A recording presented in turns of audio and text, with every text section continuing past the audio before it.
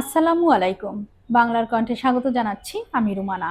Doctor Mohammad Yunus দেশে প্রচলিত সংকট ও সাধারণ মানুষের দুঃখ কষ্ট বুঝতে পারছেন না, এমন অভিযোগ করেছেন নাগরিক সমাবেশের সভাপতি কে এম রফিকুল ইসলাম রিপন।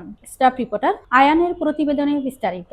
শনিবার একটি আলোচনা সভায় তিনি বলেন, ডক্টর ইউনূস কালো চশমা পরে আছেন, তাই তিনি দেশের মানুষের সত্যিকারের কষ্ট দেখতে পাচ্ছেন না। রিপন আরো দাবি করেন, দেশের বন্দর ও গুরুত্বপূর্ণ স্থাপনা বিদেশিদের হাতে তুলে দিলে তা বাংলাদেশের জন্য গুরুতর হুমকি তৈরি করতে পারে। এ ধরনের সিদ্ধান্ত দেশের সার্বভৌমত্বকে ঝুঁকিতে ফেলতে পারে। সভায় প্রধান অতিথি হিসেবে বক্তব্য রাখেন বীর মুক্তিযোদ্ধা আব্দুস সালাম, উপদেষ্টা চেয়ারপারসন বিএনপি। তিনি বলেন, দেশের মানুষ আজ ন্যায় বিচার, স্বচ্ছতা ও নিরাপত্তাহীনতার মধ্যে দিন পার করছে। দেশের গুরুত্বপূর্ণ সম্পদ রক্ষায় জনগণের ঐক্যবদ্ধ ভূমিকার উপর তিনি গুরুত্ব আরোপ করেন।